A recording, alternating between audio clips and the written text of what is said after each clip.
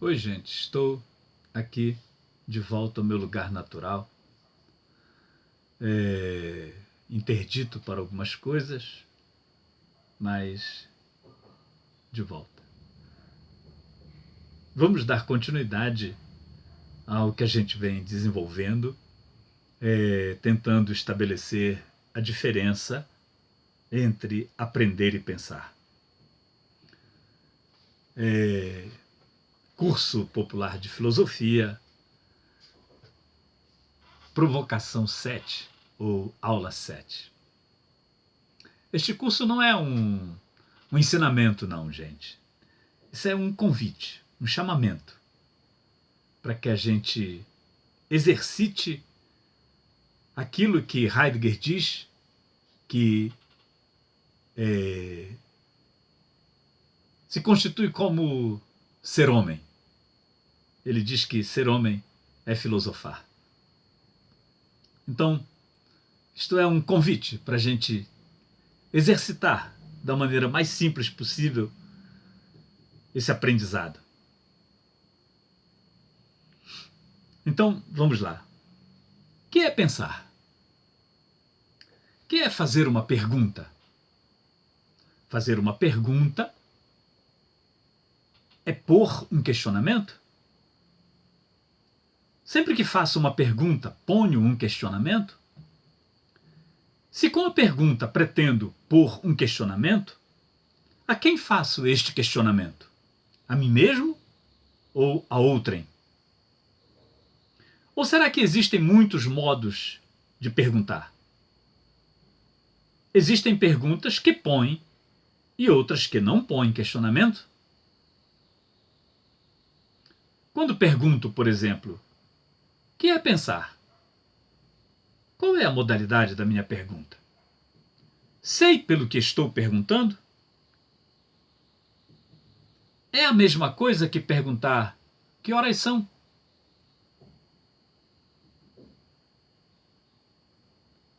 Quando pergunto que horas são, já estou dentro de um universo de referências sem as quais eu não consigo perguntar pelas horas, ainda que eu nunca tenha pensado sobre nenhuma dessas referências. Ao perguntar pelas horas, revelo que acredito haver algo que chamo de tempo e que sei o que é. Que o tempo se divide em passado, presente e futuro, e eu não tenho dúvida disso. Que o tempo se divide em milésimos de segundo, em segundos, em minutos, em horas, dias, semanas, meses, anos, séculos, eras, e eu também não tenho dúvida disso. Acredito que há o hoje, o ontem e o amanhã, e eu tenho certeza disso. Que existe o agora, o há pouco e o depois. Tudo isso como se o tempo fosse algo separado de mim, algo que está ali fora, que eu quase posso ver e tocar. Tocar com as mãos. Como se o tempo estivesse relacionado ao nascer e ao pôr do sol, por exemplo, que eu vejo. Mas o sol não nasce, nem se põe mais. Agora é ao contrário. Diz a ciência, é a Terra que gira em torno do Sol. Eu logo assumo essa afirmação como verdadeira, pois os cientistas provaram que a Terra gira em torno do Sol, embora eu nunca tenha sequer visto a Terra girar em torno do Sol. Isso me permite perceber que lido com muitas verdades, diante das quais a minha função consiste em aceitar tais verdades. Será que eu posso medir o tempo sem que ele esteja relacionado com o giro da Terra em torno do Sol? Sim, pois não é o giro da Terra em torno de si ou do Sol que determina o tempo, pois o giro já está no tempo. Será então que o tempo sempre esteve relacionado com a presença de luz? Voltemos ao ponto. Sei que há tempo. Não consigo perceber algum sentido na minha existência fora desse tempo Durmo e acordo no e com o tempo, sem nunca precisar me perguntar: que é isto tempo? Aliás, a minha experiência de tempo está relacionada ao calendário. Mas tenho alguma experiência de tempo? Tenho alguma vivência de tempo? É isso possível? Ter alguma sensação de tempo? Como seria uma sensação de tempo? Então, quando eu pergunto: que horas são? Qual é a natureza da minha pergunta? Posso responder que é uma pergunta muito objetiva, direta, clara, concisa, que qualquer pessoa entende, onde referência e referido estão bem explicitados. Mas explicitados para quem? Para quem sabe ver horas em um relógio? Para quem possui um relógio? Para quem sabe que há tempo? Alguém que não saiba se há tempo não saberá dizer que horas são. E há muitos de nós que sabem ver a hora, sem nunca pensar sobre o tempo. Então, a minha pergunta objetiva pressupõe a crença em um elemento fundamental pelo qual nunca me perguntei o que é e nem preciso me perguntar o que seja: o tempo. Se nunca me perguntei o que seja, é por acreditar que sei o que é e, portanto, não preciso me perguntar pelo que já sei o que é. Mas, e se me pergunto: isto que já sei o que é o tempo, o que é mesmo? Eis que a pergunta começa por me colocar em situação embaraçosa. Tal como dizia Santo Agostinho: se me perguntam, não sei o que é. Ao me perguntar que é o tempo, terei de me perguntar que é o passado, que é o presente, que é o futuro. Como surge isso que chamo de tempo?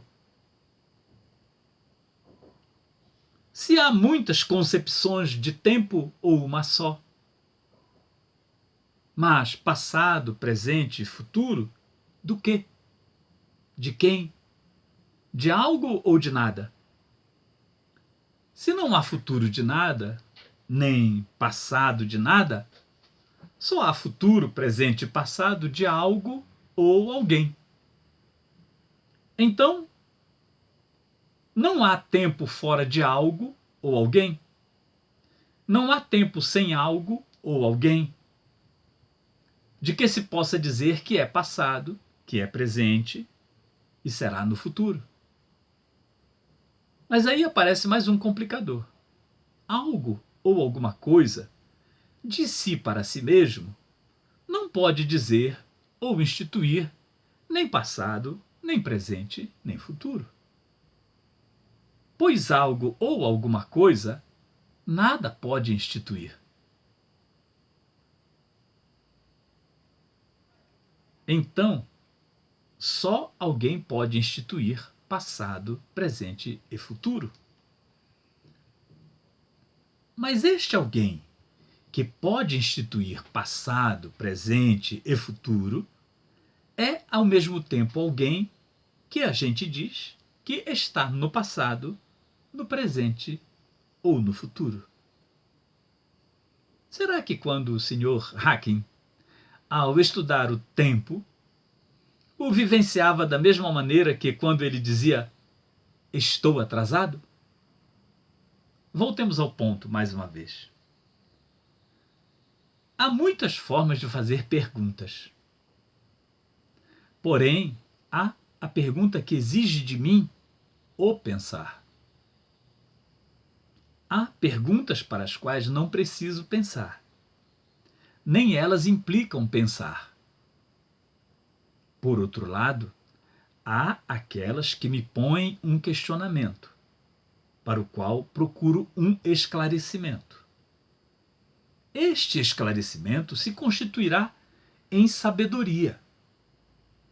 A pergunta que me faz pensar não me dará uma resposta imediata, objetiva, verdadeira, contundente, definitiva. A pergunta que me faz pensar sempre colocará diante de mim um questionamento que ninguém poderá responder por mim.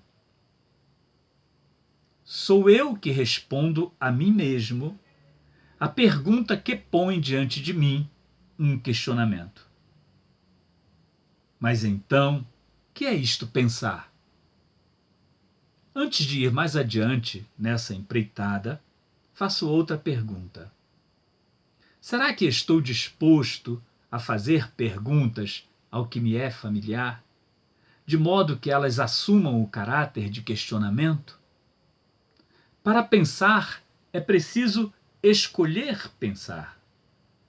São as perguntas mais simples as que se instituem em nós como questionamento e exigem de nós pensar.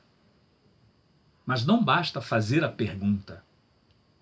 Para que ela seja questionamento, é essencial que eu seja afetado, instigado, tomado de modo irrevogável pela pergunta. Se viro as costas à pergunta, ela não se constitui em questionamento. Pilatos perguntou a Jesus: "Que é a verdade?" E virou-lhe as costas. A pergunta ficou solta no ar, a resposta não veio. O questionamento nunca existiu, porque aquele que fez a pergunta não tinha nenhum compromisso com a mesma. Então, pensar exige que se faça a pergunta, que a pergunta seja um questionamento. Porém, o questionamento, para ser questionamento, envolve, se apossa daquele que faz a pergunta, para que seja ele mesmo a respondê-la. Sem essa condição, não há pensar. Não há a pergunta filosófica que eu faço e o outro responde por mim. Eu sou o portador da pergunta, que, enquanto questionamento, exige que eu seja o mesmo que a responde. Eis o caráter filosófico do questionamento. Eis o que se propõe como caminho para o pensar. Se a minha pergunta não se constitui em questionamento, ela não possibilita o pensar. De modo que é preciso querer pensar. Por hoje é só. Até a próxima. Espero que vocês gostem. E se alguém quiser me questionar, fique à vontade. Tá bom? Este é o meu ofício. Um abraço.